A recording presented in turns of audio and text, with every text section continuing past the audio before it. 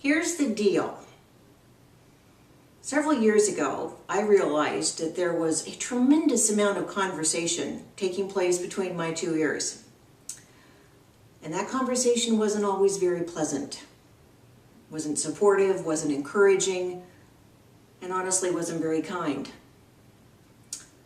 I came to call this conversation my head committee.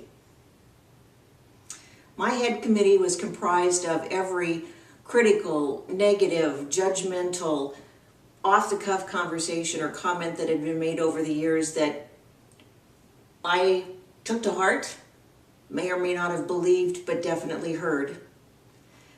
And over time, I came to believe it.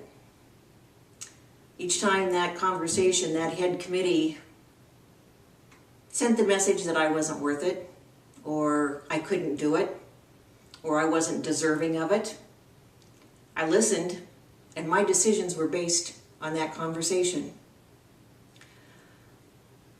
I'd had enough.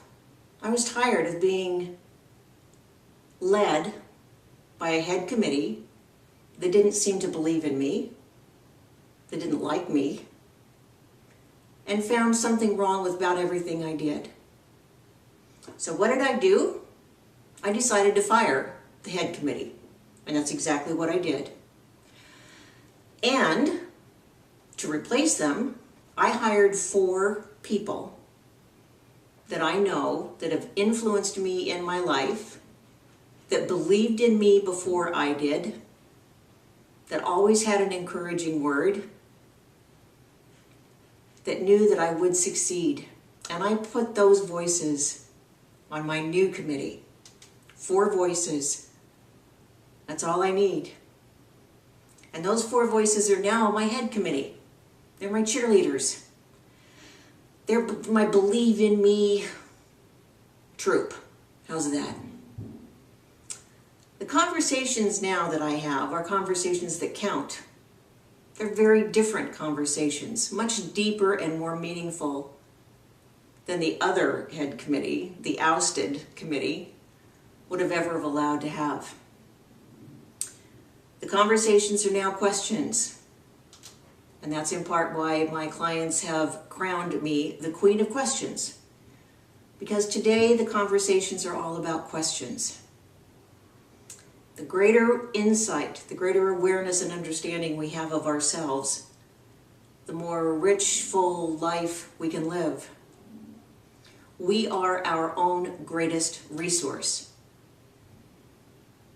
It's a choice that we can make every single day.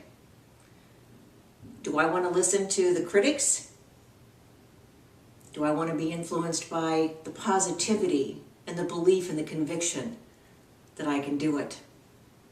Does that mean there's no doubt? Of course not. Doubt will always sneak in. We're human beings.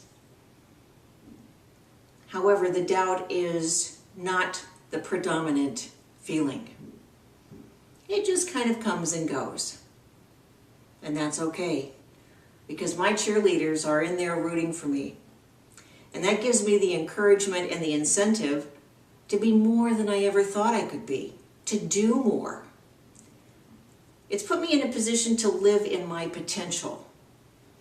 I have yet to meet the person who has surpassed their potential. Are you living in your potential? Would you like to have a different conversation with your head committee?